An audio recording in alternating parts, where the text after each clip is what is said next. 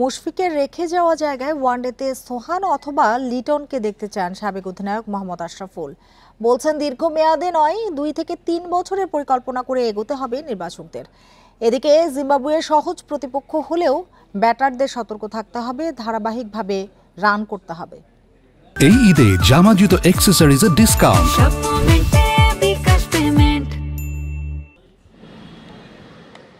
ওয়ানডেকে বিদায় বলেছেন মুশফিক।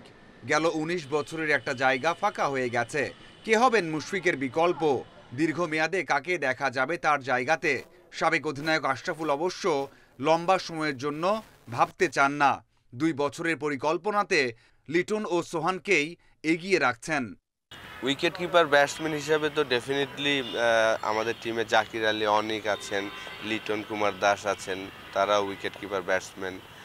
ডোমেস্টিক থেকে যদি দেখেন আপনার নুরুল হাসান সোহান লাস্ট কয়েক বছর ডোমেস্টিক ক্রিকেটে ভালো করছেন এবং তার ওয়ানডে ইন্টারন্যাশনাল রেকর্ডও ভালো। বাংলাদেশ জিম্বাবুয়ে টেস্ট সিরিজের দিনক্ষণ চূড়ান্ত হয়েছে। ঘরের মাঠে শান্তর দল এগিয়ে থাকছে নিঃসন্দেহে। তবে জিম্বাবুয়ের বিপক্ষে সতর্ক থাকতে বলছেন সাবেক অধিনায়ক। ব্যাটারদের ফিরতে বলছেন ধারাবাহিকতায়। রেকর্ড দেখি একটা দুইটা ম্যাচে ডিফারেন্ট থাকে, আর ম্যাক্সিমাম ম্যাচই কিন্তু আমাদের 4-5টা উইকেট পড়ে যাচ্ছে 100 রানের মধ্যেই। তারপরে হয়তোবা যে একটা পার্টনারশিপ আমরা পাচ্ছি, নাম্বার 6-7 ব্যাটসম্যানরা তারা একটা পার্টনারশিপ দিচ্ছেন। তো অবশ্যই জিম্বাবুয়ের সাথে আমরা আশা করব যে আমাদের প্লেয়াররা সবাই ভালো ফর্মে ফিরে আসবেন, এটাই আশা থাকবে। রোজা থেকে গরমের মধ্যে প্রিমিয়ার লিগ খেলছেন তারকারা। ইনজুরি প্রবণতা বেড়ে গেছে অনেক।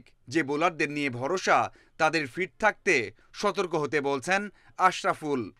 আমাদের যারা আছেন তারা চমৎকার ফর্মে আছেন, আশা করব তারা সুস্থ থাকবেন। আমাদের পেস এবং স্পিন ইউনিট দুইটাই ভালো, তো সেই জায়গায় আমি মনে করি যে জাস্ট সুস্থ থাকাটা খুব ইম্পর্টেন্ট।